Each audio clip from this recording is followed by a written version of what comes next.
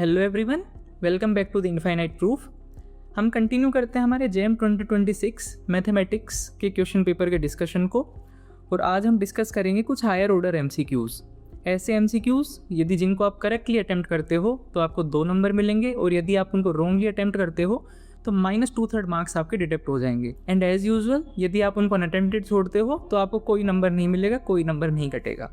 So continue करते हैं। पहला क्वेश्चन देखते हैं, पहला इस वीडियो का 11th ओवरऑल हमारे क्वेश्चन पेपर का सीक्वेंस एंड सीरीज का ये क्वेश्चन है हमारे पास। और कुछ इस तरह से है कि कोई एक सीक्वेंस हमें गिवन है, उस सीक्वेंस से हमने 2 नई सीक्वेंसेस बनाई, और फिर जो इनकी करस्पॉन्डिंग सीरीज है summation an, summation bn, summation cn या फिर समेशन मोड ऑफ an, इनकी कन्वर्जेंस और डाइवर्जेंस को आपस में रिलेट हमें करना है।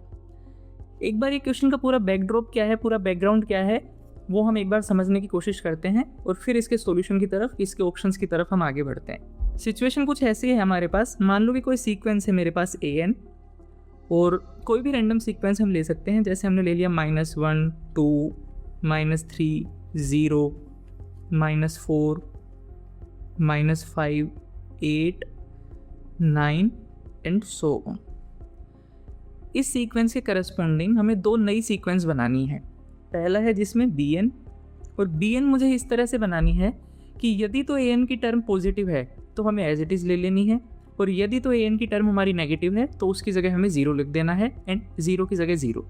तो bn मेरे पास बन जाएगा, देखो यहाँ पर हमारे पास नेगेटिव टर्म आई, लेकिन bn क्या कर रहा है, नेगेटिव टर्म्स को 0 कर दे रहा है। तो यहाँ पर पहली टर्म bn की हो जाएगी 0, an की सेकेंड टर्म है 2, तो bn की सेकेंड टर्म भी हो जाएगी 2, क्योंकि पॉजिटिव को bn as it is carry कर रहा है। an की थर्ड टर्म है -3, तो bn की थर्ड टर्म हो जाएगी 0, क्योंकि नेगेटिव टर्म्स को bn 0 कर रहा है। Similarly fourth term 0, fifth term 0, sixth term 0, seventh term 8 and 8th term 9। ये मेरे पास बन गई सीक्वेंस bn। एक और सीक्वेंस हमें बनानी है cn, और वो हमें किस तरह से बनानी है, an की नेगेटिव टर्म्स को हमें एज इट इज़ उठा लेना है, और नेगेटिव के अलावा 0 आ रहा है या पॉजिटिव टर्म्स आ रही हैं तो उनकी जगह हमें 0 लिख देना है। जैसे an की पहली टर्म है -1, तो cn की पहली टर्म हो जाएगी -1। an की सेकंड टर्म है 2, जो कि एक पॉजिटिव नंबर है, तो cn की सेकंड टर्म हो जाएगी 0। In the same way cn की third term -3, fourth term 0, fifth term -4, sixth term -5, seventh term 0, eighth term 0 and so. यहाँ पर ना साथ में मैं मोड an और लिख लेता हूँ एक बार। हमारे पास क्या आएगा, एक sequence mode an। Mode an में हम बेसिकली क्या करते हैं कि an की टर्म्स का मॉडुलस हम ले लेते हैं, यानी कि उनको पॉजिटिव करके हम लिख देते हैं।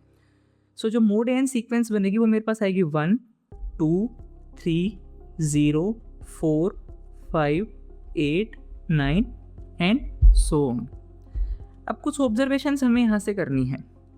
जैसे आप देखो, यदि मैं bn और cn की टर्म्स को ऐड करूँ, यानी कि पहली टर्म को जब मैंने ऐड किया, 0 में -1 मैंने ऐड किया तो मेरे पास आ गया -1। 2 में जब मैंने 0 ऐड किया तो मेरे पास आ गया 2। 0 में मैंने -3 ऐड किया तो मेरे पास आ गया -3। 0 में 0 ऐड किया, मेरे पास 0 ही बचा। 0 में -4 ऐड किया, -4 आया। एंड इसी तरह से आप आगे तक ये वाली ऑब्जर्वेशन देख सकते हैं। तो यहाँ से मैंने एक चीज़ लिखी कि जो मेरा an है that is nothing but bn + cn for all n। किसी भी n के लिए यदि आप bn और cn को ऐड कर दोगे तो हमारे पास जो ओरिजिनल सीक्वेंस की nth टर्म थी an, वो हमें मिल जाएगी। एक और ऑब्जर्वेशन देखते हैं यहाँ से। यदि bn में से मैं cn सब्ट्रैक्ट कर देता हूँ, 0 में से मैंने -1 सब्ट्रैक्ट किया तो मेरे पास 1 आ गया। 2 में से मैंने 0 सब्ट्रैक्ट किया तो मेरे पास 2 आया। 0 में से -3 सब्ट्रैक्ट किया तो मेरे पास 3 आया। 0 में से 0 सब्ट्रैक्ट किया 0, 0 में से -4 सब्ट्रैक्ट किया 4 एंड सो ऑन। तो यहाँ से मुझे देखने को मिला कि जो मोड an है मेरा, वो है मेरे पास bn - cn for all n। ये ऑब्जर्वेशन इस क्वेश्चन को सोल्व करने के लिए काफ़ी क्रिटिकल है। एक बार यदि आप इस ऑब्जर्वेशन तक पहुँचते हो तो फिर मुझे नहीं लगता कि इस क्वेश्चन का सोल्यूशन निकालने में कोई ज़्यादा मुश्किल होने वाली है हमें। अब जैसे हमने ये दोनों ऑब्जर्वेशंस लिखी तो मेरे पास एक और चीज़ निकल के आई कि समेशन an फिर मेरे पास क्या बन जाएगा, nothing but summation bn + summation cn, और समेशन मोड an मेरे पास क्या बन जाएगा, समेशन bn - समेशन cn। और एक बार यदि मैं ये वाली एक्सप्रेशन लिख पा रहा हूँ तो बस अब मुझे सीधा ऑप्शंस पर चलना है और ऑप्शंस को मैच करके देखना है। हमें बताना है कौन सा स्टेटमेंट ट्रू है। तो पहला स्टेटमेंट बोल रहा है मुझे कि if series a n does not converse then series b n does not converse. इस स्टेटमेंट की हमें वैलिडिटी चेक करनी है। देखो, जब भी ऐसा स्टेटमेंट आए हो उसकी हमें ट्रूथफुलनेस या वैलिडिटी चेक करनी हो तो आप सबसे पहले ना अप्रोच रखो, काउंटर एग्जाम्पल सोचते हैं। तो एक मैंने यहाँ पर एग्जाम्पल बना के देखा। ए ऑप्शन के लिए हम देख रहे हैं कि लेट ए एन बराबर -1 for all n in N, कि ए एन मैंने एक सीक्वेंस ले ली इस तरह की। ए एन मेरे पास क्या है, -1 -1 एंड सो ऑन। इसके करस्पॉन्डिंग जब मैं बी एन सीक्वेंस बनाऊंगा तो मेरे पास क्या आ जाएगा, बी एन क्या कर रहा है, नेगेटिव को 0, तो मेरे पास बी एन सीक्वेंस बनेगी द 0 सीक्वेंस। अब एक चीज़ बताओ, समेशन ए एन यदि मैं करूँ, summation a n is -1 and so on, which is divergent. हमें पता है कि -1 को हम ऐड करते जाएंगे तो वो डाइवर्स कर जाएगा। लेकिन समेशन बी एन अब मैं यहाँ से देखूँ, दैट इज़ नथिंग बट 0, 0 + 0 + 0, तो समेशन बी एन की वैल्यू आ जाएगी 0, विच इज़ कन्वर्जेंट। तो हमने एक ऐसी सीरीज़ ए एन बनाई जो खुद तो डाइवर्जेंट है लेकिन उसके corresponding series b n convergent है, तो पहला ऑप्शन तो ट्रू नहीं हो सकता। अब ऑप्शन बी और ऑप्शन सी को हम एक साथ देखते हैं क्योंकि दोनों में अजम्पशंस ये सेम लेके चल रहा है। ऑप्शन बी में बोल रहा है कि सीरीज़ ए एन कन्वर्स करती है लेकिन series mod a n converse नहीं करती, and same assumption option c की है कि सीरीज़ ए एन कन्वर्स करती है, series mod a n converse नहीं करती। दोनों के कंक्लूजन में डिफरेंस है। बी में कंक्लूजन वो बोल रहा है कि सीरीज़ बी एन कन्वर्स करेगी और ऑप्शन सी में ये बोल रहा है कि सीरीज़ बी एन कन्वर्स नहीं करेगी। तो इतना तो हमें पता चल गया ना कि 99% इन दोनों में से कोई सा आंसर है, या तो सीरीज़ बी एन कन्वर्स करेगी या सीरीज़ बी एन कन्वर्स नहीं करेगी। तो हम देखते हैं, पहले हमारी अजम्पशन लिखते हैं। हम यहाँ पर हमने लिखा कि लेट जो दोनों ऑप्शन की अजम्पशन थी ना वो हमने लिख दी, let a n be convergent and let summation mod a n does not converse. हमें देखना है कि सीरीज़ बी एन कन्वर्स करती है या नहीं करती है। हम मान लेते हैं, यहाँ पर मैंने लिख दिया let series b n be convergent. हमने एक स्टेटमेंट अपने मन से मान लिया। ये स्टेटमेंट यदि ठीक हुआ तो आगे मैं जो भी प्रोसेस करने वाला हूँ वो ठीक हो जाएगा। ये स्टेटमेंट यदि फॉल्स हुआ तो आगे जाके मुझे कहीं ना कहीं कॉन्ट्राडिक्शन मिल जाने वाली है। अब देखो, इस वाले ये जो पहला रिलेशन है हमारा, ये बोल रहा है summation a n is equals to summation b n plus summation c n. इसको हम यूज़ करेंगे। तो यहाँ से मैंने लिख दिया summation c n is equals to summation a n minus summation b n. Summation a n तो कन्वर्जेंट है, ऑप्शन में ही दिया हुआ है। समेशन बी एन को हमने कन्वर्जेंट मान लिया। तो जब ये दोनों कन्वर्जेंट हैं तो दोनों का डिफरेंस भी कन्वर्जेंट है। इसका मतलब मेरे पास आ गया कि summation c n is convergent. बिल्कुल ठीक बात है। अब जब समेशन सी एन कन्वर्जेंट आ गया, समेशन बी एन को कन्वर्जेंट मैंने मान रखा है, तो इसका मतलब हो जाएगा summation b n minus summation c n is convergent. But ये वाली जो इक्वलिटी, ये वाला जो एक्सप्रेशन है ये किसके बराबर है, summation a n is convergent. But ये तो ट्रू नहीं है, ये तो हमें ऑप्शन में नहीं दिया हुआ। ऑप्शन में तो हमें दिया हुआ है कि ए एन कन्वर्स नहीं करना चाहिए।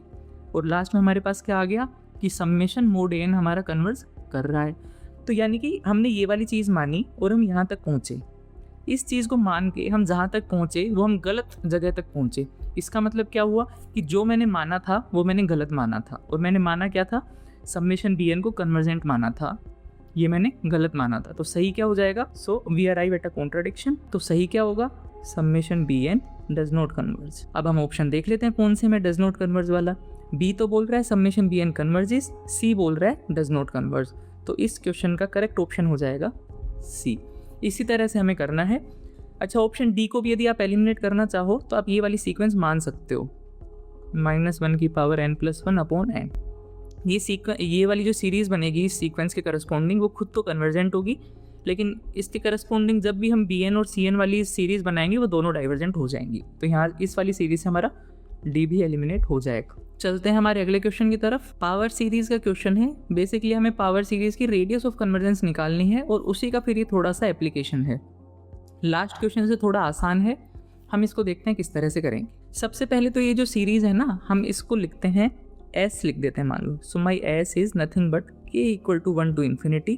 और जो वेरिएबल वाली टर्म्स है उसको अलग से लिख लेते हैं और कॉन्स्टेंट टर्म को अलग से। अब यहाँ पर ना ये वेरिएबल टर्म कुछ इस तरह की आ रही है, इसको हमें थोड़ा सा सिंप्लीफाई करना है। तो हम क्या करते हैं यहाँ पर, let y equals to 3x upon 1 - x। हम वेरिएबल रिप्लेसमेंट कर देते हैं। चीज़ें हम y के करस्पॉन्डिंग निकालेंगे और फिर बाद में उसको x के करस्पॉन्डिंग हमें बना देना है। तो यहाँ से मेरे पास क्या आ गया फिर, so this implies that s is k equal to 1 to infinity 1/2 root k y की पावर k। अब ये मेरे पास एक पावर सीरीज़ की जो स्टैंडर्ड फॉर्म होती है वो आ चुकी है। इसकी हमें रेडियस ऑफ कन्वर्जेंस निकालनी है। रेडियस ऑफ कन्वर्जेंस से पहले मुझे रेशियो टेस्ट से एक लिमिट निकालनी पड़ेगी। तो यहाँ पर मैं लिखूँगा L equals to limit k tends to infinity ak+1/ak। इस वाली लिमिट को हम इवेलुएट करते हैं। तो ये लिमिट मेरे पास आ जाएगी limit k tends to infinity 2√k/2√k+1 and इस लिमिट की वैल्यू आप सभी को पता है आएगी हमारे पास 1। अब हमें पता है radius of convergence r is equals to 1/L and L की वैल्यू क्योंकि 1 है तो रेडियस ऑफ कन्वर्जेंस की वैल्यू भी मेरे पास आ जाएगी 1। ध्यान देना, अभी हम सोल्व कर रहे हैं ये वाली चीज़ y की करस्पॉन्डिंग। इसके करस्पॉन्डिंग रेडियस ऑफ कन्वर्जेंस आ गई, यानी कि इस वाली पावर सीरीज की रेडियस ऑफ कन्वर्जेंस आ गई मेरे पास 1। इसका मतलब क्या हुआ, या तो ना हम एक काम करते हैं, इसको S डैश लिख लेते ताकि आगे हमें कन्फ्यूजन ना हो। सो इसका मतलब क्या हुआ कि S dash converges if mode y is less then 1। इतनी चीज़ हमारे पास क्लियर हो गई। लेकिन एक बार ऑप्शन हम देखते हैं। ऑप्शन में तो हमसे पूछा है ना कि x कौन से इंटरवल में कन्वर्ज करता है। यहाँ से मुझे मिला y का इंटरवल, तो इस इंटरवल को अब हमें x के इंटरवल में चेंज करना है और उसको चेंज करने का सीधा सा तरीका है कि y की वैल्यू को हम वापस से सब्स्टिट्यूट कर देंगे। So this implies that S converges if y की वैल्यू थी मेरे पास 3x/1 - x is less than equal to 1। एक चीज़ बताओ, अब यदि ये वाली चीज़ 1 से छोटी है तो इसका स्क्वायर भी 1 से छोटा हो जाएगा। तो यहाँ पर मैं लिखूंगा this implies that 3x/1 - x का स्क्वायर इज लेस देन 1। आगे बढ़ते हैं। सो this implies that 9x square is less then 1 - x का होल स्क्वायर।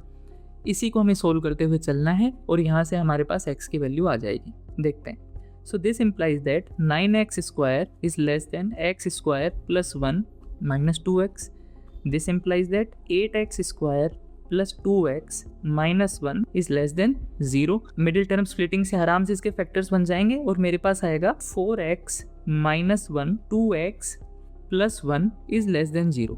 और जब हम इसको सोल्व करेंगे हमारे पास कुछ इस तरह का आएगा। यहाँ पर हमारा 1/4 है, यहाँ पर हमारा -1/2 है। तो -1/2 से ये वाली जो एक्सप्रेशन है ये पॉजिटिव होगी, -1/2 और 1/4 के बीच में ये नेगेटिव होगी और 1/4 के बाद ये वाली एक्सप्रेशन मेरी फिर से पॉजिटिव हो जाएगी। हमें कौन सा रीज़न चाहिए जहाँ पर ये नेगेटिव है, और ये वाली नेगेटिव कहाँ से होगी, यहाँ से यहाँ देखो।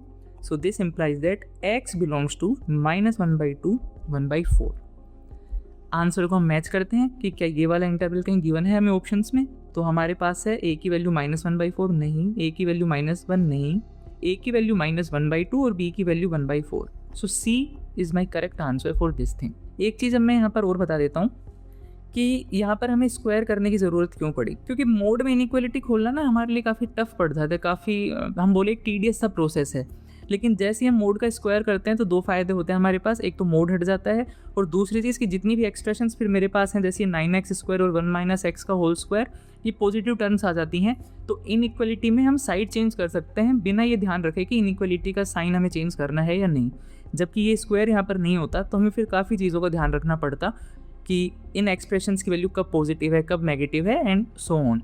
सो ये एक आसान तरीका है इस तरह की इनइक्वालिटीज़ को सोल्व करने का कि आप सीधा स्क्वायर कर दो। बढ़ते हैं अगले क्वेश्चन की ओर। बेसिक फंक्शंस का और उनकी डिफरेंशिएबिलिटी से रिलेटेड ये क्वेश्चन है, तो इसको हम सोल्व करके देखते हैं थोड़ा। एक फंक्शन है रियल नंबर से रियल नंबर्स पर जिसके सारे ऑर्डर के डेरिवेटिव एग्जिस्ट करते हैं, ठीक है। डायरेक्ट हम इसके ऑप्शंस देखते हैं और देखते हैं कौन सा फिट बैठता है और हमें इसमें निकालना है विच ऑप्शन इज़ फॉल्स। अब ये बोल रहा है कि f is a polynomial of degree 5, तो उसका 6th डेरिवेटिव 0 हो जाएगा। अब देखो एक बार, जैसे x है मेरे पास, इसका फर्स्ट डेरिवेटिव होगा 1 और सेकंड डेरिवेटिव होगा 0। x स्क्वायर है, फर्स्ट डेरिवेटिव होगा 2x, सेकंड डेरिवेटिव होगा 2, थर्ड डेरिवेटिव हो जाएगा 0। पावर 1 थी या डिग्री 1 थी तो सेकंड डेरिवेटिव 0 हो रहा है, पावर 2 थी तो थर्ड डेरिवेटिव 0 हो रहा है, पावर 3 हुई तो फोर्थ डेरिवेटिव 0, पावर 4 हुई तो फिफ्थ डेरिवेटिव 0, पावर 5 हुई तो sixth derivative 0। So first option is my correct statement. ये हो गया ए के करस्पॉन्डिंग। अब हम देखते हैं बी। यहाँ पर ये मतलब ए वाला स्टेटमेंट का ही कन्वर्स है कि यदि सिक्स्थ डेरिवेटिव किसी फंक्शन का 0 है तो क्या वो पोलिनोमियल ही होगा, ऐसा हमें देखना है। देखते हैं, हमें गिवन है कि सिक्स्थ डेरिवेटिव 0 है, कुछ इस तरह से f(6x) = 0। एक काम करते हैं, हम दोनों तरफ इंटीग्रेट कर देते हैं। तो इधर तो मेरे पास बचेगा फिफ्थ डेरिवेटिव और उधर मेरे पास 0 को मैं इंटीग्रेट करूँगा तो मेरे पास आएगा c। मैं एक बार और इंटीग्रेट कर देता हूँ, तो इधर मेरे पास आया फोर्थ डेरिवेटिव और इधर मेरे पास आया, या इसको मैं बोल देता हूँ c1, तो मेरे पास आया c1x प्लस c2। एक बार और मैं इंटीग्रेट कर देता हूँ, 3 टाइम्स डेरिवेटिव इधर आ गया और इधर मेरे पास आ गया c1x²/2 plus c2x plus c3। तो आप ये देखो f6x को जब मैंने एक बार इंटीग्रेट किया तो 0 डिग्री का पोलिनोमियल आया, मैंने 2 बार इंटीग्रेट किया तो 1 डिग्री का पोलिनोमियल आया, मैंने 3 बार इंटीग्रेट किया तो 2 डिग्री का पोलिनोमियल आया, मैं 4 बार इंटीग्रेट करूंगा तो 3 डिग्री का पोलिनोमियल, 5 बार इंटीग्रेट करूंगा तो 4 डिग्री का पोलिनोमियल, और जब मैं 6 बार इंटीग्रेट कर दूंगा तो इधर मेरे पास आ जाएगा fx और इधर आ जाएगा पोलिनोमियल ऑफ डिग्री 5, और यही मेरा ऑप्शन है। तो जो बी ऑप्शन में स्टेटमेंट है वो भी एक करेक्ट स्टेटमेंट है। हमें ढूंढना है फिर से फॉल्स स्टेटमेंट। बचे मेरे पास सी और डी। इसके लिए ना आप एक चीज़ याद रखो, एक मैं टेबल बना रहा हूँ, वो देखना फर्स्ट नॉन जीरो डेरिवेटिव, उस डेरिवेटिव का साइन क्या है, यानी कि नॉन जीरो डेरिवेटिव आएगा तो कोई रियल नंबर आएगा ना, वो रियल नंबर पॉजिटिव है या नेगेटिव, वो यहाँ पर साइन, और फिर हम कंक्लूजन क्या निकाल सकते हैं वो। अब देखो फर्स्ट नॉन जीरो डेरिवेटिव यदि मेरा इवन ऑर्डर का आ रहा है, यानी कि कोई फंक्शन है जिसके लिए first derivative 0, second derivative 0, third derivative 0 और फोर्थ डेरिवेटिव एकदम से नॉन जीरो आ रहा है, तो 4 is an even order derivative ना, इस वजह से साइन पॉजिटिव आ सकता है, साइन नेगेटिव आ सकता है। यदि तो साइन पॉजिटिव आता है तो हम बोलेंगे मिनिमा, और यदि तो साइन नेगेटिव आता है तो हम बोलेंगे मैक्सिमा। और यदि सेम चीज़ हमारे ओड ऑर्डर का डेरिवेटिव आता है पहला, चाहे साइन पॉजिटिव आए चाहे साइन नेगेटिव आए, दोनों ही केस में हम बोलेंगे सैडल पॉइंट। ये वाली टेबल यदि आप याद रख लो तो सी और डी ऑप्शन में से हम सीधा सीधा ऑप्शन निकाल सकते हैं। सी ऑप्शन में ये बोल रहा है कि पहला जो नॉन जीरो डेरिवेटिव है ना वो सिक्स्थ ऑर्डर का है और उसका साइन क्या है, positive. 6 is an even order और साइन आ रहा है पॉजिटिव, तो इवन ऑर्डर में पॉजिटिव साइन आता है तो हमारे पास होता है मिनिमा, एंड मिनिमम ही यहाँ पर गिवन है, तो ये स्टेटमेंट भी मेरा ट्रू स्टेटमेंट है। डी ऑप्शन ही बचा, यही फॉल्स होगा, तो इसको हम टिक कर देते हैं, यहाँ पर डी लिख देते हैं और एक बार पढ़ लेते हैं ऑप्शन क्या है। कि जो पहला नॉन जीरो डेरिवेटिव है ना वो ओड ऑर्डर का आ रहा है, ओड ऑर्डर का आते ही तो सैडल पॉइंट होगा, साइन से मतलब ही नहीं है, फिर चाहे कि प्लस साइन है कि माइनस साइन है, तो ये ऑप्शन मेरा गलत हो ही जाएगा अपने आप। यदि ये टेबल आपको याद नहीं रखनी या रटनी नहीं है ना, तो इसका एक चीज़ है, देखो मैं आपको बताता हूँ। 2 फंक्शन कंसिडर करो, पहला फंक्शन आप ले लो f(x) is equals to x की पावर 4 और दूसरा फंक्शन ले लो f(x) इक्वल्स टू x की पावर 3। पहले हम क्रिटिकल पॉइंट निकालेंगे दोनों में, तो क्रिटिकल पॉइंट्स निकालने के लिए हमारे पास तरीका होता है f'(x) इक्वल टू 0 करने का। तो इसमें मैंने f'(x) किया, ये मेरे पास आया 4x3। यदि मैं f'(x) को 0 करूँ तो मेरे पास क्रिटिकल पॉइंट आ जाएगा 0। अब हमें जो साइन चेक करना है ना डेरिवेटिव्स को क्रिटिकल पॉइंट पर चेक करना है। यहाँ पर देखो f'(x) की वैल्यू आ जाएगी 12x² और 0 जो क्रिटिकल पॉइंट है उस पर फिर से आ जाएगी 0। ट्रिपल डैश हम चेक करते हैं, ये मेरे पास आ जाएगा 24x और क्रिटिकल पॉइंट पर यदि मैं वैल्यू चेक करूं तो ये आ जाएगी 0। फोर्थ डेरिवेटिव हम देखते हैं 24 और फोर्थ डेरिवेटिव पर यदि मैं 0 पर भी वैल्यू चेक कर लूं तो 24 ही आएगा क्योंकि ये एक कांस्टेंट फंक्शन है। तो ये वाला एग्जांपल मेरा कैसा है कि फर्स्ट नॉन जीरो डेरिवेटिव है मेरा, वो इवन ऑर्डर का आ रहा है और उसका साइन है पॉजिटिव, तो सीधी सी बात है जो 0 क्रिटिकल पॉइंट आया मेरा इस पर मिनिमा होना चाहिए।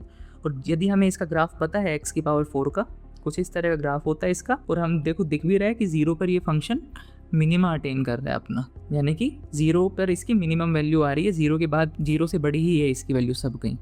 तो इस वाले क्वेश्चन इसको याद कर सकते हो। जबकि एक और एग्जांपल देखें तो f'(x) हमने x³ के लिए देखा तो मेरे पास आया 3x², और यदि मैंने इसका क्रिटिकल पॉइंट निकालना चाहा तो मेरे पास फिर से आएगा x इक्वल टू 0।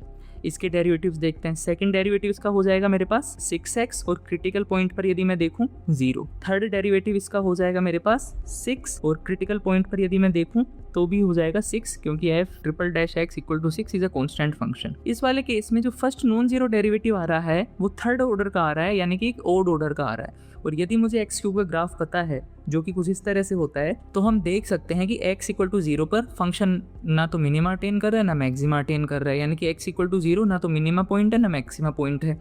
ये है मेरा एक सैडल पॉइंट, और यही चीज़ हमने समराइज़ की थी ऊपर वाली टेबल में। तो टेबल को मैं नहीं कहूँगा कि आप रटो, बस आप इन दोनों ये जो दोनों है ना हमारे पास x की पावर 4 और x की पावर 3, इनका आप ग्राफ अपने माइंड में रखो, तो ऐसे क्वेश्चन आपके आसानी से सोल्व हो जाएंगे। चलते हैं हमारे अगले क्वेश्चन की तरफ। लीनियर अलजेब्रा का क्वेश्चन है, और बेसिकली मैं बात करूं तो ये रैंक नलिटी थ्योरम की एक एप्लीकेशन है, थोड़ी एब्स्ट्रैक्ट एप्लीकेशन है। कुछ चीज़ों का हमें पता होना चाहिए लीनियर अलजेब्रा यदि हमारे स्ट्रॉन्ग है तो हम इसको आसानी से कर पाएंगे। एक मैट्रिक्स है 5x3 ऑर्डर की और जिसकी रैंक है 2 और फिर हमें बोल रखा है कि ये जो दो वेक्टर्स हैं ये इस वाली इक्वेशन के सॉल्यूशंस हैं। तो एक काम करते हैं, सबसे पहले तो इसको हम बोल देते हैं x1 और इस वाले वेक्टर को हम बोल देते हैं x2 और मुझे गिवन क्या है ax1 equal to b ax2 equal to b. क्योंकि ये दोनों सॉल्यूशन गिवन है ना इस इक्वेशन के, तो ऑब्वियस सी बात है इस इक्वेशन को सेटिस्फाई करेंगे और सेटिस्फाई करने का मतलब क्या हुआ कि ax1 इक्वल टू बी और ax2 इक्वल टू बी। अब यहाँ से मेरे पास क्या आ जाएगा ax2 minus ax1 equal to 0, या फिर मैं थोड़ा और लिखूँ तो ax2 minus x1 equal to 0। क्योंकि मैट्रिक्स के साथ यदि हम कॉलम वेक्टर मल्टीप्लाई करते हैं ना तो एक लीनियर ट्रांसफॉर्मेशन की तरह ही काम करता है। In fact every matrix represents a linear transformation. अब एक मैट्रिक्स है उसके साथ कोई वेक्टर है और दोनों का प्रोडक्ट 0 वेक्टर आ रहा है, तो इसका मतलब क्या हुआ यहाँ पर मेरे पास this implies that x2 minus x1 belongs to null space of A। इतनी बात हमारे क्लियर होनी चाहिए।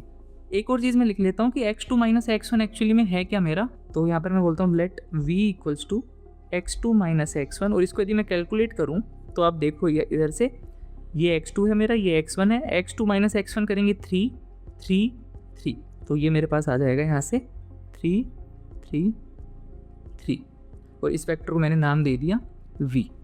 तो नल स्पेस ऑफ A में मुझे एक वेक्टर मिल गया। अगली चीज़ पे आते हैं। अब हम इस मैट्रिक्स A के लिए मैं रैंक नलिटी थ्योरम लगाऊंगा, यानी कि rank of A plus nullity of A, और ये होता था मैट्रिक्स के कॉलम्स के बराबर। इस मैट्रिक्स में कॉलम्स है मेरे पास 3, दैट इज इक्वल्स टू 3।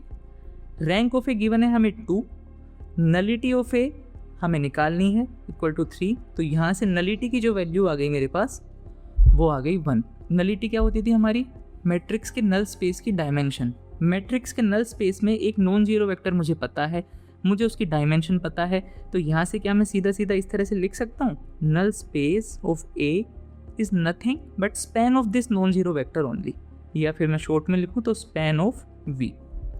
एक नॉन जीरो वेक्टर मिल गया, उसी का मैं स्पैन कर दूं तो मेरा नल स्पेस बन जाएगा। ऐसा क्यों, क्योंकि नल स्पेस की डायमेंशन ही मेरी 1 गिवन है। इतनी चीज़ें अभी हमने निकाल ली। अब हमें क्या निकालना है, ये 4 ऑप्शंस गिवन है और 4 ऑप्शंस में से पूछा है कि इसका सॉल्यूशन और कौन सा होगा। ax इक्वल टू b जो इक्वेशन है इन चारों में से कौन सा है इसका सॉल्यूशन। एक चीज़ हमें यहाँ पर और पता होनी चाहिए, if x is a solution of ax equal to b, कोई वेक्टर यदि इस इक्वेशन का सॉल्यूशन है then it is of the form x equals to x1 plus tv। और ऐसा हमने क्यों लिया, x1 तो कोई एक ऑलरेडी पर्टिकुलर सॉल्यूशन गिवन था, tv यानी कि null space. Null space add करना क्यों ज़रूरी है, क्योंकि इसमें ना आप एक बार रफली ना दोनों तरफ a लगा कर देखो तो ये मेरे पास हो जाएगा ax equals to ax1 plus tv। इसको जब हम सेपरेट करेंगे तो मेरे पास आ जाएगा ax1 प्लस tav। v तो क्योंकि नल स्पेस में था तो av 0 हो गया और ax1 मेरे पास बच गया b, तो ax की वैल्यू आ गई b यहाँ से। इस वजह से हम इस तरह के सॉल्यूशंस लिखते हैं। इसी चीज़ को यदि मैं और इन्फर करूँ यहाँ से, this implies that x is a solution if and only if x minus x1 is a multiple of v। यदि x माइनस x1 v का मल्टीपल है तो फिर मैं बोलूँगा कि x सॉल्यूशन है। बस इसी कंडीशन को अब हमें चारों ऑप्शंस में रख के देखना है। तो पहले ऑप्शन की तरफ चलते हैं। ये वाला सॉल्यूशन कब होगा, जब this minus x1 is a multiple of 333। v जो मेरे पास आया था ना ये इसका मल्टीपल, तो हम सब्ट्रैक्ट करके देख लेते हैं सीधा सीधा। x1 है मेरे पास 1 2 3, दोनों को हमने सब्ट्रैक्ट किया, मेरे पास आएगा 2 1 0। क्या 2 1 0 3 3 3 का मल्टीपल है, नहीं। सो इस ऑप्शन को हमने कर दिया एलिमिनेट। अगला देखते हैं, इसमें से x1 हम सब्ट्रैक्ट करते हैं 1 2 3, मेरे पास निकल के आएगा 4 5 6। क्या 4 5 6 3 3 3 का मल्टीपल हो सकता है, नहीं। अगला ऑप्शन देखते हैं 1 2 3, 5 माइनस 1 4, 6 माइनस 2 4, 9 माइनस 3 6। क्या 4 4 6 3 3 3 का मल्टीपल हो सकता है, अगेन नहीं। इसमें से हम सब्ट्रैक्ट करके देखते हैं 1 2 3 और ये मेरे पास निकल के आएगा 6 6 6। हाँ, ये लग रहा है कि 3 3 3 का मल्टीपल है। उसको यदि पूरे वेक्टर को हम 2 से मल्टीप्लाई करते हैं तो मेरे पास 6 6 6 निकल के आ जाएगा। हैंस ये जो डी ऑप्शन है यही इसका सॉल्यूशन है। तो करेक्ट ऑप्शन मेरे पास हो जाएगा यहाँ पर डी। बढ़ते हैं हमारे अगले क्वेश्चन की तरफ। हाँ, अभी तक हमने जितने क्वेश्चंस किए ना उनमें सबसे आसान क्वेश्चन यही है। फंक्शन ऑफ 2 वेरिएबल्स है, उसका मिनिमा और मैक्सिमा हमें निकालने हैं। वो हम देखते हैं। इसको देखो, पहला स्टेप तो हमारा होगा क्रिटिकल पॉइंट्स निकालना। क्रिटिकल पॉइंट्स के लिए हम क्या करेंगे, del f by del x, del f by del y दोनों को इक्वल टू 0 पुट करेंगे और फिर जो वैल्यूज आएंगी उन पर हम देखेंगे आगे का प्रोसेस। तो हम निकालते हैं सबसे पहले तो एफ एक्स यानी कि derivative of f with respect to x. इसकी वैल्यू मेरे पास आएगी 2 into x square minus 1 into 2x and that is equals to 4x x square minus 1। Similarly f y यदि मैं निकालूँ तो वो मेरे पास आएगा 2 into y square minus 1 into 2y and that is 4y y square minus 1। अब यदि मैं क्रिटिकल पॉइंट्स लिखना चाहूँ यहाँ पर तो हम यही कर देते ना, let f x equal to 0 f y equal to 0। जब एफ एक्स इक्वल टू 0 हम करेंगे तो यहाँ से आप देख सकते हो इस वाली इक्वेशन से कि x की वैल्यू मेरे पास क्या क्या आ सकती है, या तो 0 आ सकती है या प्लस माइनस 1 आ सकती है। सिमिलरली एफ वाई को यदि मैं 0 करूँ यहाँ से तो y की वैल्यू मेरे पास या तो 0 आ सकती है या प्लस माइनस 1 आ सकती है। 3 वैल्यूज़ x की मिली, 3 वैल्यूज़ y की मिली, तो टोटल क्रिटिकल पॉइंट्स मेरे पास हो जाएंगे 9। किस तरह से, x की जैसे कोई एक वैल्यू फिक्स कर लो, मान लो 0, तो 0 0 0 1 0 माइनस 1, y की तीनों वैल्यूज़ x की 0 की करस्पॉन्डिंग आ जाएंगी। इसी तरह x की यदि मैं 1 ले लूँ तो 1 0 1 1 1 माइनस 1। इस वे में हमारे पास टोटल 9 क्रिटिकल पॉइंट्स आएंगे। इसी चीज़ को मैं एक बार ना आगे के कैलकुलेशंस के लिए थोड़ा सिंप्लीफाई करके लिख रहा हूँ। ये मेरे पास हो जाएगा 4x क्यूब माइनस 4x और ये मेरे पास हो जाएगा 4y क्यूब माइनस 4y। अब हम देखते हैं डबल डेरिवेटिव क्या आएंगे। एफ एक्स एक्स क्या आएगा, f का double derivative with respect to x। तो यहाँ पर ये मेरे पास आएगा 12x स्क्वायर माइनस 4 और इसको हम बोलते थे r। f का double derivative with respect to y मेरे पास आएगा 12y स्क्वायर माइनस 4, इसको हम बोलते थे t। और f का mixed partial derivative of two order f x y ये मेरे पास आएगा 0 और इसको हम बोलते थे s। तो अब हमें वैल्यू किसकी निकालनी होती थी, s square minus R T. इस एक्सप्रेशन को हमें इवेलुएट करना होता था। यदि तो ये नेगेटिव आती है तो फिर हम आगे चलेंगे मैक्सिमा या मिनिमा की तरफ, और यदि तो ये पॉजिटिव आ जाती है तो हम डायरेक्ट बोल देंगे सैडल पॉइंट। तो हमें इसको चेक करना है S square minus R T की वैल्यू क्या होगी। और पॉइंट्स हमारे पास क्या आए थे वो भी मैं एक बार लिख देता हूँ। एक्स आया था 0 प्लस माइनस 1 और वाई मेरे पास आया था 0 प्लस माइनस 1। तो पहला पॉइंट हम देखते हैं एक बार 0,0। आर की वैल्यू क्या हो जाएगी जब एक्स की वैल्यू 0 है, -4। आर हो जाएगा मेरे पास -4, एस है मेरे पास 0 और टी भी मेरे पास हो जाएगा -4। सो this implies that S square minus R T की जो वैल्यू है मेरे पास वो आ जाएगी -16। -16 है वो लेस देन 0 है, यानी कि अब हमें आगे चेक करना पड़ेगा कि यहाँ इस पॉइंट पर मैक्सिमा आ रहा है या मिनिमा आ रहा है। वो हम किस तरह से चेक करेंगे, यदि तो आर की वैल्यू पॉजिटिव होती है तो हम बोलते हैं मिनिमा, और यदि आर की वैल्यू नेगेटिव होती है तो हम बोलते हैं मैक्सिमा। इस केस में आर की वैल्यू है मेरे पास negative, so this implies that 0 0 is maxima. इस पॉइंट पर फंक्शन अपनी मैक्सिमम वैल्यू अटेन करेगा। इसी तरह से हम बाकी के पॉइंट्स पर भी चेक करेंगे। देखते हैं अगला पॉइंट हम लेते हैं कुछ इस तरह का, एट 0, प्लस माइनस 1। ये दो पॉइंट्स में एक साथ डील कर रहा हूँ। ऐसा क्यों, क्योंकि देखो y की टर्म्स ना केवल स्क्वायर में अपीयर हो रही हैं। अब मैं चाहे 1 का स्क्वायर करूँ या -1 का स्क्वायर करूँ, बात सेम ही है। इस पॉइंट पर यदि हम देखें तो r की वैल्यू तो आ जाएगी मेरी फिर से -4, s की वैल्यू 0 और t की वैल्यू इस केस में मेरे पास आ जाएगी 8। सो यहाँ से मुझे s square minus R T जो है दैट विल बी माई 32, और 32 ग्रेटर देन 0 होता है, तो यहाँ से मैं डायरेक्ट लिख सकता हूँ सैडल पॉइंट। सिमिलरली यदि मैं इस वाले पॉइंट पर देखूँ +-1, 0, इस वाले पॉइंट पर भी r की वैल्यू मेरी आ जाएगी 8, s की वैल्यू 0 और t की वैल्यू -4, और s square minus R T की वैल्यू आ जाएगी फिर से 32 विच इज़ ग्रेटर देन 0। तो इस पॉइंट पर भी मुझे मिला सैडल पॉइंट। तो ये ध्यान दो, हमें टोटल 4 सैडल पॉइंट मिल चुके हैं अब तक, 0,1, 0,-1, 1,0, -1,0। बचे हुए पॉइंट्स हैं मेरे पास +-1, +-1। अगेन क्योंकि x और y की टर्म्स स्क्वायर में अपीयर हो रही हैं, इसलिए +-1 का केस हम एक साथ डील कर रहे हैं। इन चारों पॉइंट्स पर r की वैल्यू आएगी मेरे पास 8, s की वैल्यू रहेगी 0 और t की वैल्यू भी आएगी 8। तो s square minus R T की जो वैल्यू है दैट इज इक्वल्स टू -64, जो कि एक नेगेटिव टर्म है। नेगेटिव टर्म है तो हमें आगे मैक्सिमा या मिनिमा के लिए चेक करना पड़ेगा, और इस केस में r की वैल्यू पॉजिटिव है तो हमें मिलेगा मिनिमा। तो एक बार हम देखें, मिनिमा हमें मिला 4 पॉइंट्स पर, 1 1, 1 -1, -1, -1, सैडल पॉइंट भी हमें मिले 4 पॉइंट्स पर, और मैक्सिमा हमें मिला 1 पॉइंट पर। अब ऑप्शंस में देखते हैं क्या ठीक बैठता है। पहला ऑप्शन कह रहा है कि 2 मैक्सिमा पॉइंट्स हैं, ये तो गलत है। एक ही मैक्सिमा पॉइंट आया था 0 0। दूसरा ऑप्शन बोल रहा है local minima at exactly 2 points, नहीं 4 पॉइंट्स पर आया हमारा। Local minima at exactly 3 points, नहीं 4 पर आया हमारा। अगेन 4 सैडल पॉइंट्स, हाँ ये वाली चीज़ हमारी ठीक है। तो इस क्वेश्चन का जो करेक्ट ऑप्शन है वो हो जाएगा मेरे पास डी ऑप्शन। चलते हैं हमारे अगले क्वेश्चन की ओर। डिफरेंशियल इक्वेशन का क्वेश्चन है और हमें इस फैमिली ऑफ कर्व्स की ऑर्थोगोनल ट्रेजेक्टरीज निकालनी है। करते हैं इसको अटेम्प्ट। सबसे पहला टास्क जो हमारे पास होना चाहिए कि गिवन फैमिली ऑफ कर्व्स की हमें डिफरेंशियल इक्वेशन बनानी है।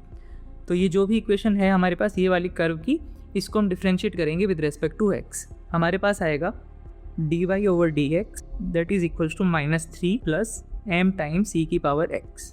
और यहाँ से यदि मैं एक चीज़ देखूँ तो यहाँ से m e की पावर x मेरे पास आ रहा है y प्लस 3x प्लस 3। इस m e की पावर x की वैल्यू को हम इस वाली इक्वेशन में सब्स्टिट्यूट कर देंगे। तो मुझे यहाँ से मिलेगा dy over dx is equals to -3 plus y plus 3x plus 3। -3 से +3 मैंने कैंसिल आउट किया, तो मेरे पास जो इक्वेशन आ जाएगी final that will be dy by dx is equals to 3x plus y।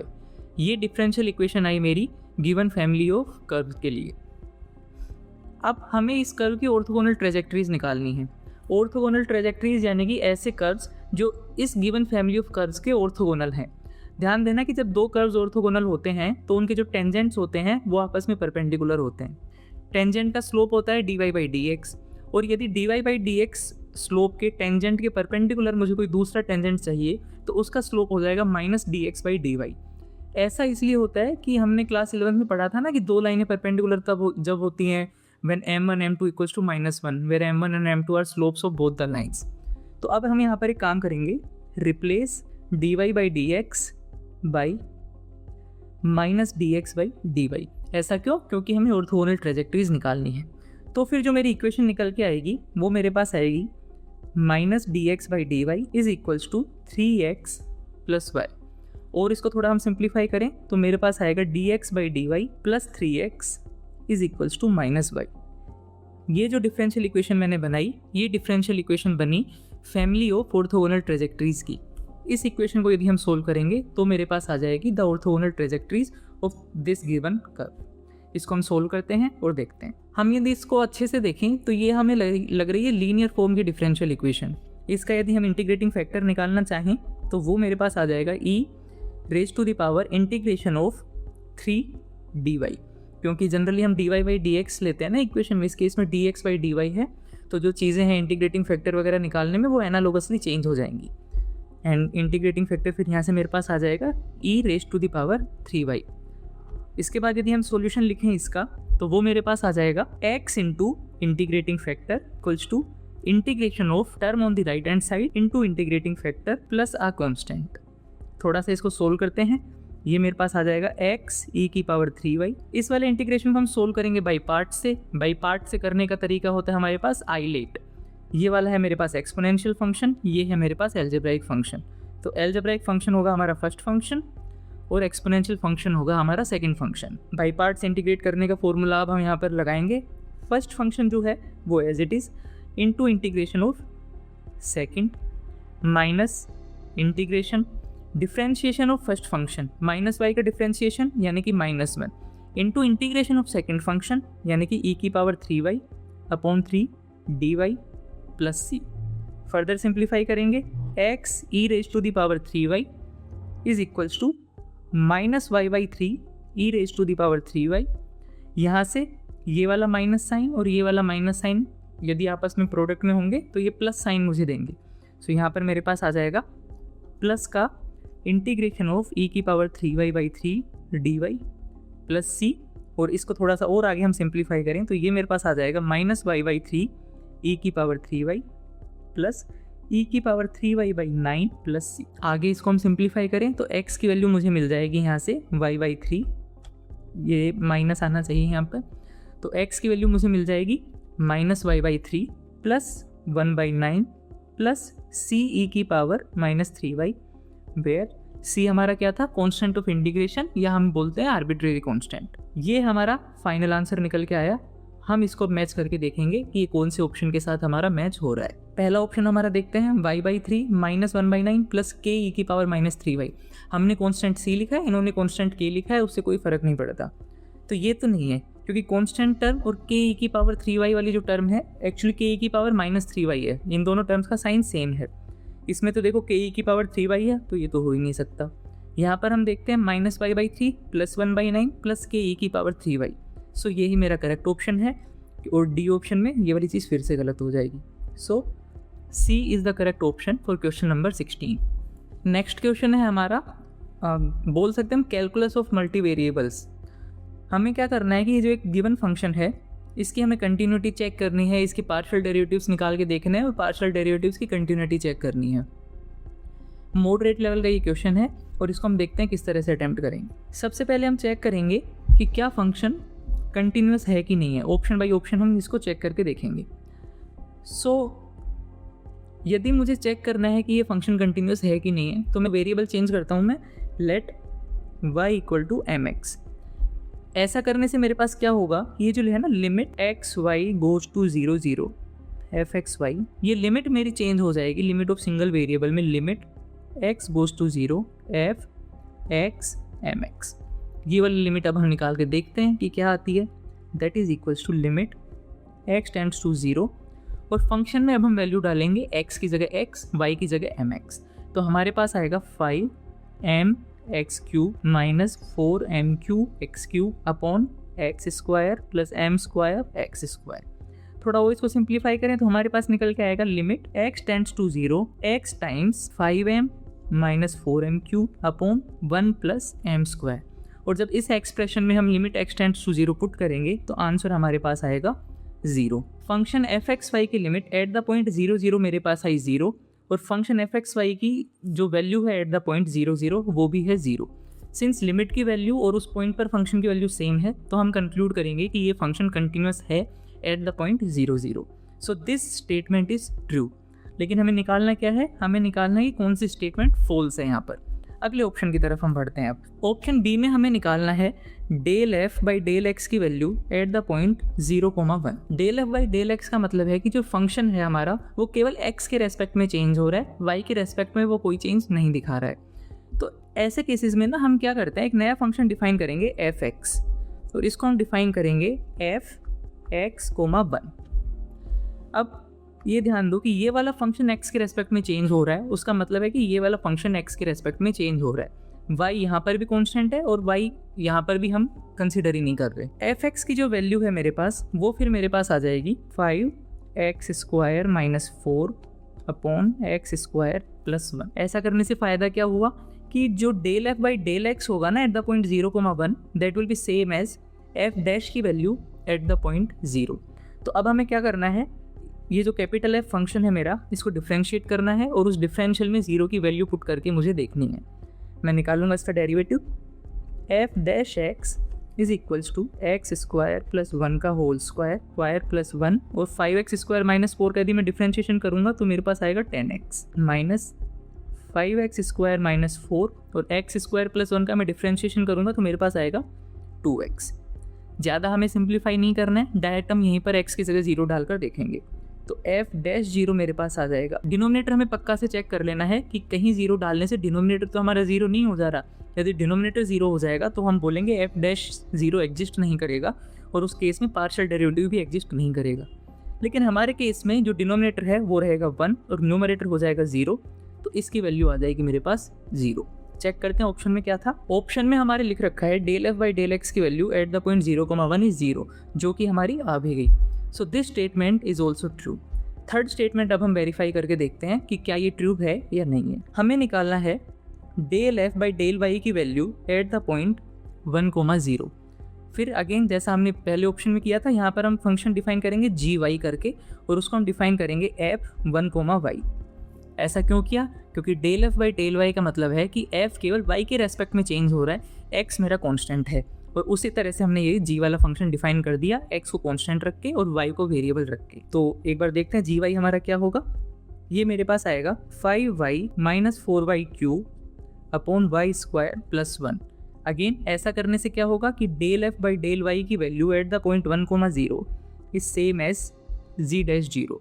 तो हमें जी कैपिटल जी फंक्शन जो है उसका हमें डेरिवेटिव निकालना है और उसमें जीरो डाल के देखना है कि क्या वैल्यू आती है। So g dash y is my y square plus 1 का होल स्क्वायर डिनोमिनेटर में, और न्यूमरेटर में मेरे पास आ जाएगा 5 माइनस 12y स्क्वायर, यहाँ पर minus 5y minus 4y cube into में 2y। ये ब्रैकेट्स को सोल्व करने की ज़रूरत नहीं है, हमें डायरेक्ट जी डैश जीरो निकाल के देखना है। सबसे पहले डिनोमिनेटर चेक करेंगे, डिनोमिनेटर नॉन जीरो आ रहा है, 1 आ रहा है, यानी कि ये डेरिवेटिव एग्जिस्ट तो कर रहा है। ऊपर जब हम जीरो डाल के देखेंगे y की जगह तो मेरे पास आएगा 5। So this implies that del f by del y की value at the point 1,0 is 5। Option match करके देखते हैं कि क्या यही आ रही है कुछ और है। Del f by del y की value at the point 1,0 is 5। So this statement is also true. 4 statements हमें गिवन है, 3 स्टेटमेंट्स हमने दिखा दिए कि ट्रू है, तो ऑब्वियस सी बात है बचा हुआ 4th स्टेटमेंट ही हमारा फॉल्स होना चाहिए। सो इस क्वेश्चन का आंसर हो जाएगा मेरे पास डी। चलते हैं अगले क्वेश्चन की ओर। डिफरेंशियल इक्वेशन का क्वेश्चन है, और यदि देखने से मैं अंदाज़ा लगाऊं तो ये मुझे बर्नौलीज टाइप इक्वेशन का क्वेश्चन लग रहा है। इसको सोल्व करके देखते हैं और फिर देखते हैं कि इसका सॉल्यूशन किस तरह का दिखेगा। सबसे पहले तो ये वाली जो डिफरेंशियल इक्वेशन है ना, इसमें dy बाई डी एक्स को मैं अलग से सेपरेट करके रखता हूँ, तब थोड़ा थोड़ा समझ में आने लगेगा कि इसमें क्या चीज़ लगने वाली है। तो मेरे पास हो जाएगा dy by d x minus y sec x is equals to 2y square sine x minus 1। क्योंकि कोस एक्स से मैंने पूरी इक्वेशन को डिवाइड किया तो यहाँ पर सेक एक्स आ गया लेफ्ट हैंड साइड में, और राइट हैंड साइड में ये वाला कोस एक्स, और जो डिवीजन में कोस एक्स आया वो मेरा कैंसिल आउट होकर 1 हो गया। एक चीज़ का आपको यहाँ पर ध्यान रखना चाहिए, या एक चीज़ में आपके कॉन्सेप्ट्स क्लियर होने चाहिए, क्योंकि जो भी हम डिफरेंशियल इक्वेशन के सॉल्यूशन निकालने को देख रहे हैं वो हम -π/2 से π/2 इंटरवल के बीच में निकालने की कोशिश कर रहे हैं, एंड ये ओपन इंटरवल है ना। ओपन इंटरवल -π/2 π/2 में कोस एक्स कभी भी 0 नहीं होता, इसीलिए ही हम कोस एक्स से डिवाइड कर पाए। यदि यहाँ पर ये इंटरवल कुछ ऐसा होता कि उस इंटरवल में कोस एक्स की वैल्यू मेरी 0 हो जाती, तो फिर इस तरह से हम इस इक्वेशन को सोल्व नहीं कर पाते। आगे बढ़ते हैं। अब हम क्या करेंगे, इस इक्वेशन को ना वाई स्क्वायर से डिवाइड कर देंगे, तो मेरे पास निकल के आएगी चीज़ें 1/y square dy by d x minus 1/y sec x is equals to 2 sine x minus 1।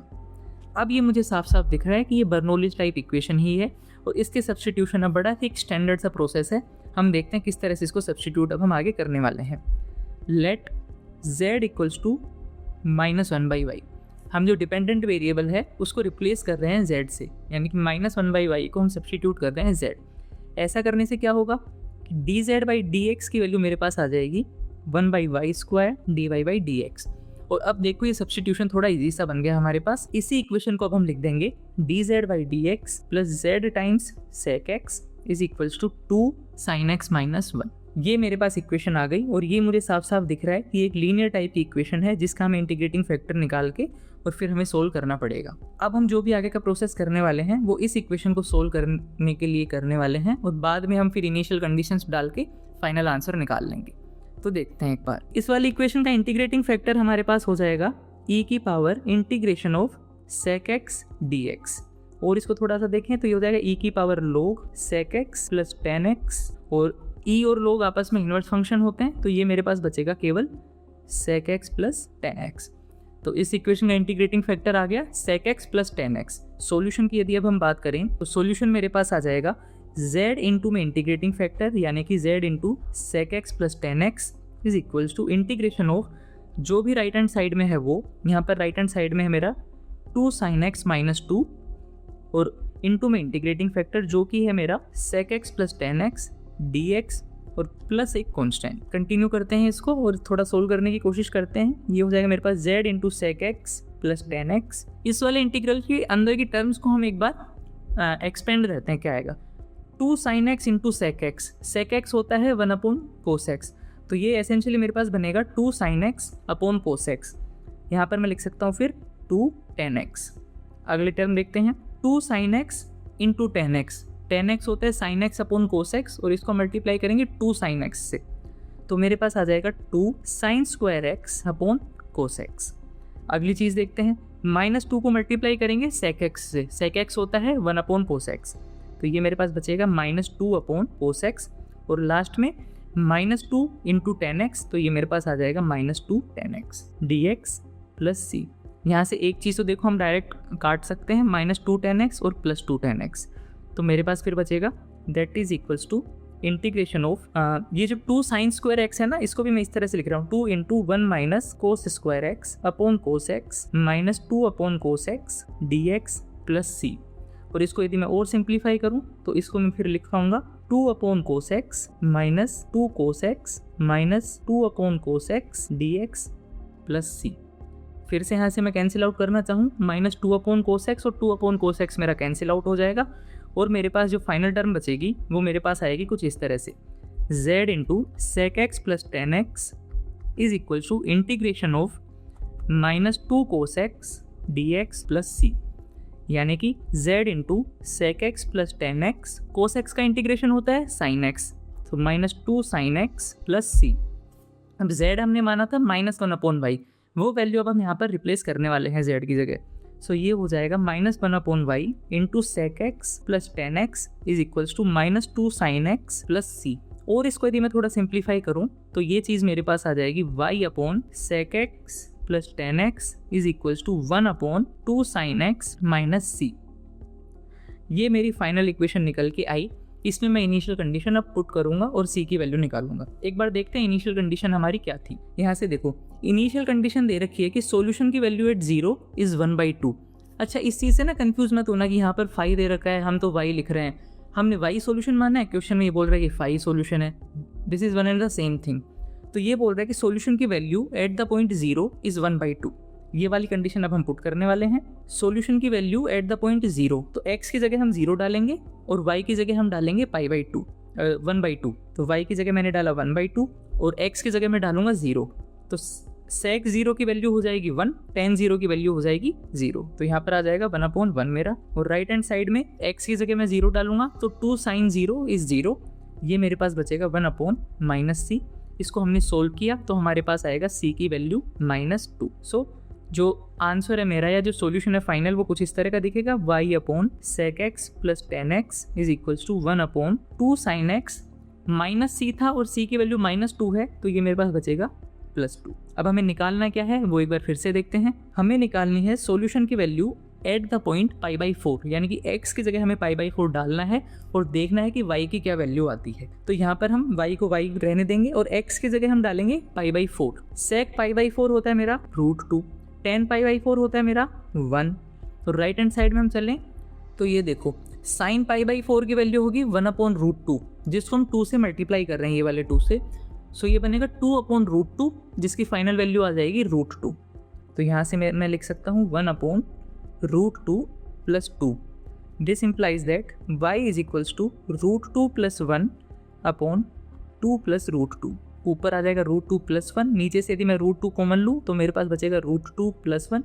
ये वाली चीज़ और ये वाली चीज़ कैंसिल आउट और फाइनल आंसर मेरे पास आएगा 1/√2। तो हम मैच करके देखते हैं कि क्या आंसर में कहीं 1/√2 है, और ये हमें मिल गया कि डी ऑप्शन आ रहा है 1/√2 और डी ही इसका करेक्ट आंसर है। देखते हैं हमारा अगला क्वेश्चन। और ये वाला क्वेश्चन प्रोबेबली अब तक जितने भी हमने क्वेश्चंस किए हैं सबसे ज़्यादा डिफिकल्ट यही क्वेश्चन है। सबसे ज़्यादा कॉन्सेप्ट्स और सबसे ज़्यादा क्लैरिटी यही वाला क्वेश्चन हमारी मांगता है। तो इसको एक बार सोल्व करके देखते हैं और जितने भी स्टेप्स इसमें हैं उनको हम एक एक करके आराम से देखेंगे। एक बार समझ में आने के बाद इस तरह के क्वेश्चंस इतने मुश्किल नहीं हैं, लेकिन शुरू में देखते से यदि हम इसको अटेम्प्ट करने बैठें तो वो हमें थोड़े डिफिकल्ट और थोड़े लेंथी भी लग सकते हैं। सबसे पहला काम तो हम यहाँ पर करते हैं कि ये वाला जो इंटीग्रल है ना, इसको हम बोल देते हैं आई और x की लिमिट हम लगा देते हैं और मेरे पास आ जाएगा 0 to ∞ e⁻t sin t dt। और sin t का इनफैक्ट है यहाँ पर हमारे पास मोड। कुछ चीज़ें अब पहले ही हम क्लियर कर लेते हैं, उसके बाद फिर सॉल्यूशन की तरफ बढ़ेंगे। sin t का ग्राफ तो आई होप आप सभी को पता है। यहाँ पर मैं बना रहा हूँ sin t फंक्शन का ग्राफ। एक रफ आइडिया ले रहे हैं, कोई बिल्कुल ऐसा स्केल नहीं बना रहे। ये वाला पॉइंट यदि मैं 0 मानूँ, यहाँ पर मैं पाई मानूँ, यहाँ पर मैं 2π मानूँ, इतना बना के देखते हैं। और थोड़ा सा और आगे चलो ले लेते हैं हम, ये मैं 3π मानूँ, यहाँ तक मैं बना के देखता हूँ। 0 से पाई के बीच में साइन होता है कुछ इस तरह से, पाई से 2π के बीच में इस तरह से, और 2π से 3π कुछ इस तरह से। ये सारे इंटरवल्स बराबर हैं क्योंकि हम एज पर स्केल नहीं बना रहे ना डायग्राम, तो बस ये आपको एक इंट्यूशन देने के लिए है। यदि इसी sin t का मैं मोड ले लूँ तो ग्राफ मेरा किस तरह से बनेगा वो देखो। ये वाला पॉइंट है 0, ये वाला पॉइंट है पाई, ये वाला पॉइंट है 2π और ये वाला पॉइंट है मेरा 3π। जो ग्राफ का पोर्शन x एक्सिस के ऊपर है वो तो एज इट इज़ आ जाएगा, यानी कि 0 से पाई वाला तो आ जाएगा मेरा एज इट इज़। जो पोर्शन ग्राफ का एक्स एक्सिस के नीचे है उसकी एक इमेज आ जाएगी एक्स एक्सिस के अंदर। तो जो पाई से 2 पाई नीचे जा रहा था ना मेरा, वो भी अब इस तरह से ऊपर ही आ जाएगा। और पाई 2 पाई से 3 पाई फिर से ऊपर है तो वो भी इस तरह से आ जाएगा। 3 पाई से 4 पाई एक्चुअली इस तरह से नीचे होना था, इस केस में वो भी ऊपर ही आ जाएगा। इस चीज़ का हमें ध्यान रखना है मोड साइन टी का ग्राफ बनाते टाइम। ये ग्राफ हमने क्यों बनाया है, उसके पीछे लॉजिक क्या है, या हम क्या जानना चाह रहे हैं, वो देखो। साइन टी का पीरियड हमें सबको पता है, क्योंकि साइन टी एक पीरियोडिक फंक्शन है और इसका पीरियड है हमारे पास 2 पाई। लेकिन जैसे ही हम साइन टी का मोड लेंगे इसका पीरियड चेंज होके हो जाएगा पाई। पीरियड पाई होने का मतलब क्या है कि साइन टी का mod is equals to sine t plus pi का मोड। इनफैक्ट किसी भी फंक्शन या किसी भी मल्टीपल ऑफ पाई के लिए साइन टी प्लस एन पाई, यानी कि मोड साइन टी फंक्शन जो है वो अपनी वैल्यूज रिपीट कर रहा है आफ्टर पाई, और साइन टी फंक्शन जो नॉर्मल साइन फंक्शन है वो वैल्यूज अपनी रिपीट कर रहा है आफ्टर 2 पाई। जैसे हम क्लियरली देख सकते हैं ना यहाँ पर कि सपोज ये वाली जो वैल्यू है 1 आई है यहाँ पर पाई/4 पर, दोबारा 1 कब आ रही है, यहाँ पर 2 पाई इंटरवल के बाद। यहाँ पर 1 आ रही है पाई/4 पर, और दोबारा 1 कहाँ आ रही है, यहीं आ गई इस केस में पाई के बाद। पहली चीज़ यही मैं क्लियर करना चाह रहा था, साइन टी का पीरियड है 2 पाई, लेकिन मोड साइन टी का पीरियड है यहाँ पर पाई। पीरियड पाई होने का मतलब क्या हुआ कि mod of sine t is equals to mod of sine t plus n pi, और एन की वैल्यू यहाँ पर कोई भी इंटीजर मेरी हो सकती है। एक चीज़ और देखते हैं ग्राफ से कि यदि तो टी की वैल्यू मेरी 0 और पाई के बीच में है तो जो साइन टी का ग्राफ है वही मोड साइन टी का ग्राफ है, यानी कि साइन टी जो मेरा है वो मोड साइन टी के बराबर ही है। दो चीज़ें हमें देखनी है, मोड साइन टी का पीरियड पाई है, दूसरी चीज़ कि यदि टी की वैल्यू 0 और पाई के बीच में है तो मोड साइन टी का मतलब साइन टी ही है। सेम ग्राफ है, देखो हमारा ये और ये ऊपर ऊपर ग्राफ है, तो ये दो चीज़ें हमारे पास होगी। आगे बढ़ते हैं, हमें निकालना था ये वाला इंटीग्रल 0 टू इन्फिनिटी e की power minus t sine t का मोड dt। अब एक चीज़ देखो, क्या ये 0, इन्फिनिटी जो इंटरवल है इसको मैं ये जो छोटे छोटे इंटरवल्स हैं मेरे n पाई से लेके n+1 पाई, या इसको भी क्लोज ही कर देते हैं यहाँ पर, इन इंटरवल्स के इनफाइनाइट यूनियन में लिख सकते हैं क्या? यानी कि मैं लिखना चाह रहा हूँ इस तरह से, राइट हैंड साइड में यूनियन को यदि मैं थोड़ा सा एक्सपेंड करने की कोशिश करूँ तो ये मेरे पास आएगा 0 से पाई यूनियन, पाई से 2 पाई यूनियन, 2 पाई से 3 पाई एंड सो ऑन। तो हम देखेंगे कि जो लेफ्ट हैंड साइड में चीज़ है वही चीज़ मेरी राइट हैंड साइड में बन जाएगी। और जब ये वाला जो डिकम्पोजिशन है 0 से इन्फिनिटी इंटरवल का हम मेन इंटीग्रल में हमारे डालेंगे तो मेरे पास निकल के आएगा समेशन n इक्वल टू 0 से इन्फिनिटी, इंटीग्रेशन अब यहाँ पर हो जाएगा n पाई से लेके n+1 पाई e की power minus t sine t का मोड dt। ये हमारा पहला मेजर स्टेप आया इस क्वेश्चन के सॉल्यूशन में।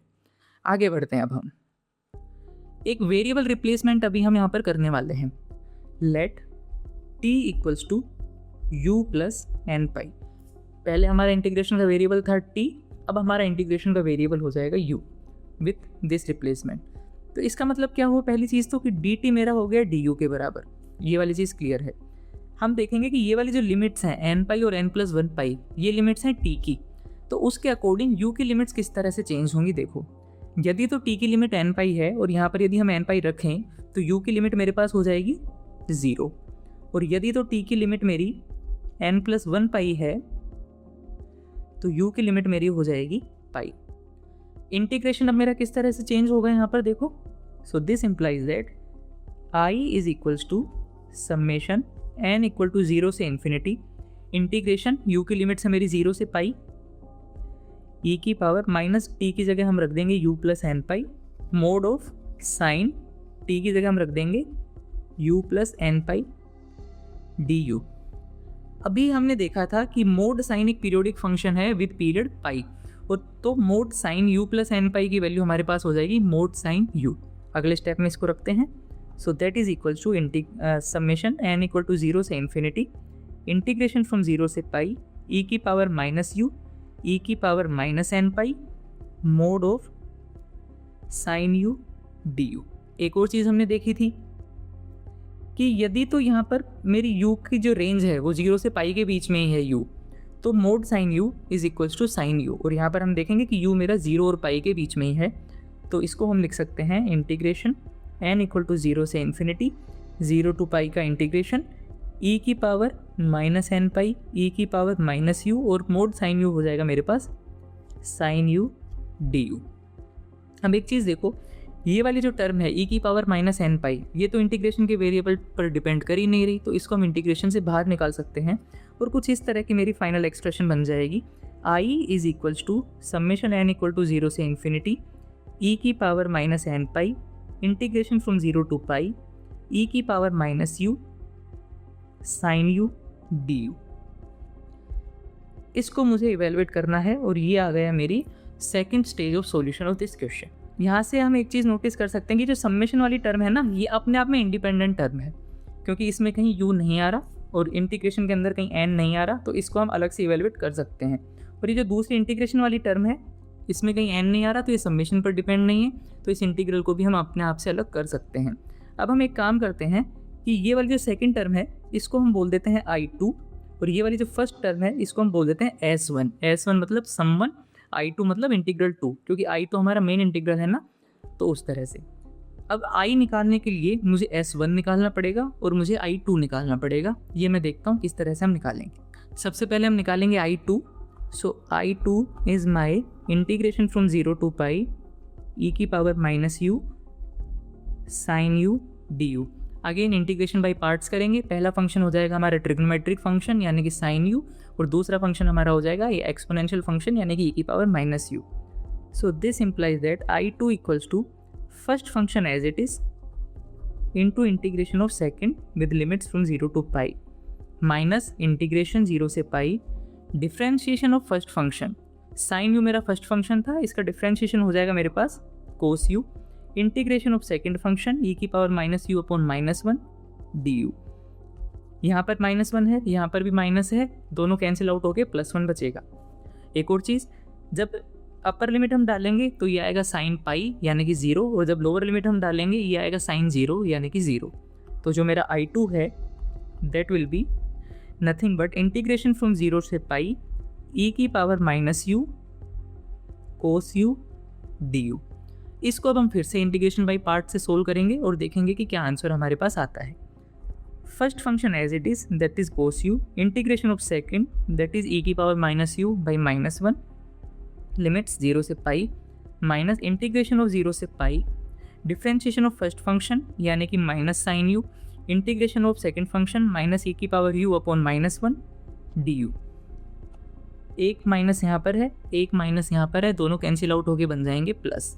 सो मेरे पास आएगा दैट इज इक्वल्स टू, यहाँ पर हम लिमिट भी रख देंगे साथ साथ। जब पाई हम रखेंगे कोस यू में, कोस पाई की वैल्यू होती है माइनस वन और एक माइनस यहाँ पर पहले से है, दोनों कैंसिल आउट हो जाएंगे, तो मेरे पास बचेगा e की पावर माइनस पाई। एक माइनस साइन हमने लगाया, फिर हम रखेंगे 0 यहाँ पर, कोस 0 is 1, 1 upon minus one is minus one, एक माइनस साइन पहले से है, तो ये मेरे पास हो जाएगा प्लस का, और e की पावर 0 रखेंगे तो ये आ जाएगा मेरे पास 1 माइनस इंटीग्रेशन फ्रॉम 0 से पाई e की power minus u sine u d u. सो यहाँ से मेरे पास आ जाएगा 2 times of I2 is equals to e की पावर माइनस पाई प्लस 1, या फिर I2 की वैल्यू मेरे पास आ गई 1 प्लस e की पावर माइनस पाई अपॉन 2। एक चीज़ मैंने यहाँ पर निकाल ली। अगली चीज़ की तरफ अब हम चलते हैं। S1 है मेरे पास integration from n equal to 0 से इन्फिनिटी e की पावर माइनस एन पाई। ये एक ज्योमेट्रिक सीरीज़ है, इनफैक्ट एक इनफाइनाइट ज्योमेट्रिक सीरीज़ है, जिसका यदि हम सम लें तो वो होता है a upon 1 minus r, where a is the first term and r is the common ratio. इसकी फर्स्ट टर्म है 1, क्योंकि n की जगह जब 0 डालोगे तो e की पावर 0 यानी कि 1, और इसका जो कॉमन रेशो है वो है e की पावर माइनस पाई। थोड़ा सा हम इसको सोल्व करेंगे तो ये मेरे पास आ जाएगा e की पावर पाई अपॉन e की पावर पाई माइनस 1। तो S1 की वैल्यू मेरे पास आ गई, I2 की वैल्यू मेरे पास आ गई। अब हम निकालेंगे फाइनल I की value. So this implies that I equals to S1 की जगह मैंने डाला e की पावर पाई अपॉन e की power pi minus 1 into I2 की वैल्यू मेरे पास आई 1 प्लस e की पावर माइनस पाई अपॉन 2। दोनों को जब हमने मल्टीप्लाई किया तो हमारे पास आया e की पावर पाई प्लस 1 अपॉन 2 इंटू e की पावर पाई माइनस 1। ऑप्शन हम मैच करेंगे, कि कौन सा ऑप्शन इससे हमारा मैच कर रहा है। पहला हमने देखा e की पावर पाई प्लस 1 अपॉन 2 इंटू e की पावर पाई माइनस 1, यही ऑप्शन हमारा मैच कर रहा है। So correct option is a. चलते हैं हमारे इस वीडियो के फाइनल क्वेश्चन की ओर। ज्योमेट्री का क्वेश्चन है ये, बेसिकली कैलकुलस के अंदर ये वाली चीज़ें हमारी आती हैं। देखते हैं इसको। क्वेश्चन ये बोलना चाह रहा है कि एक सर्कल है कहीं पर, या एक सेमी सर्कल हम कंसिडर कर रहे हैं, और उस सेमी सर्कल को हमने π/2 एंगल से रोटेट कर दिया क्लॉकवाइज डायरेक्शन में। मान लो कोई सर्कल यहाँ पर है इस तरह से, उसको हमने रोटेट कर दिया π/2 एंगल से क्लॉकवाइज डायरेक्शन पर। तो जो एरिया उसने ट्रेस किया ना रोटेशन के टाइम, वो एरिया हमें यहाँ पर निकालना है। तो एक बार पहले ये जो सर्कल गिवन है ना, इसको हम अच्छे से लिखते हैं कि ये सर्कल है कैसा, ये दिखेगा कैसा 2D प्लेन में।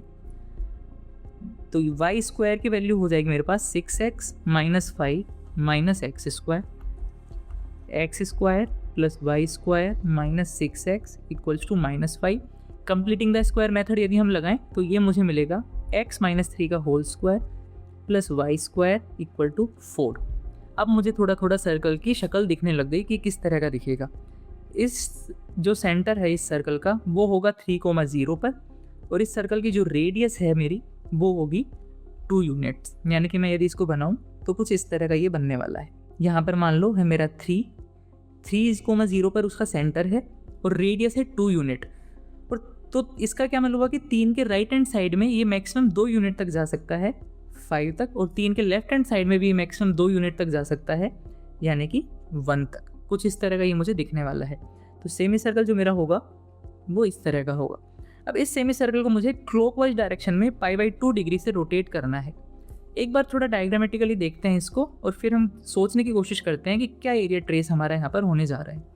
मान लो कुछ इस तरह का सर्कल है मेरा, ये है मेरे पास 3, ये है मेरे पास 1, ये है मेरे पास 5, और ये मेरे पास आ गया पूरा का पूरा सर्कल।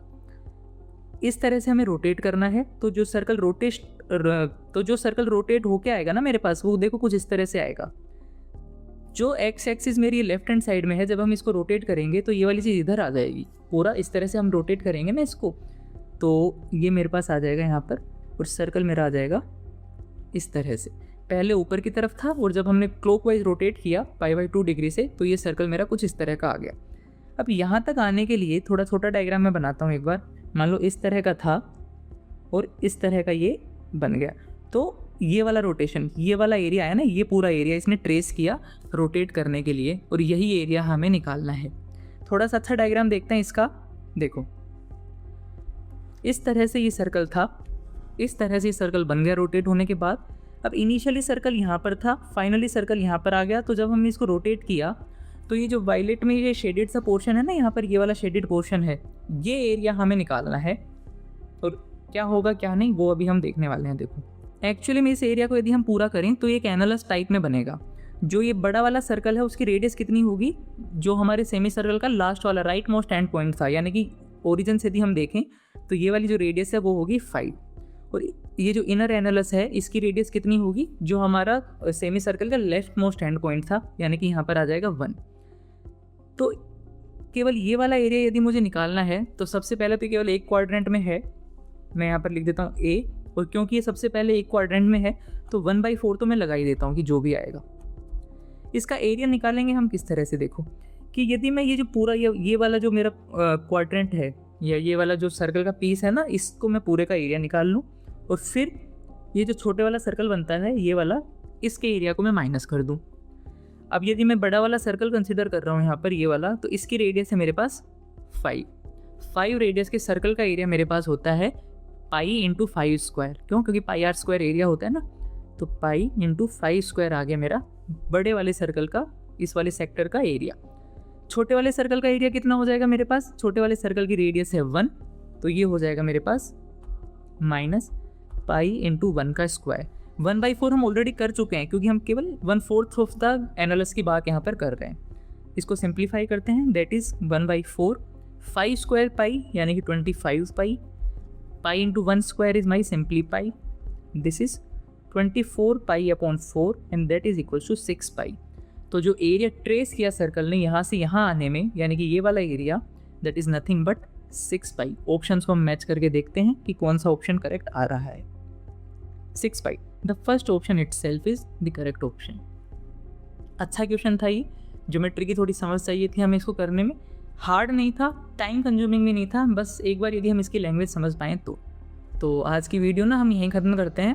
MCQs अभी और रहते हैं, 10 MCQs और रहते हैं, क्वेश्चन नंबर 21 to 30 इसी पैटर्न के MCQs हैं 2 नंबर वाले। और जब हम उनको भी कर लेंगे अगली वीडियो में, तब फिर हम इस पूरे पार्ट का यानी कि क्वेश्चन नंबर 11 से क्वेश्चन नंबर 30 का एनालिसिस एक साथ हम देखने वाले हैं। जल्द ही मिलते हैं अगली वीडियो के साथ। Thank you.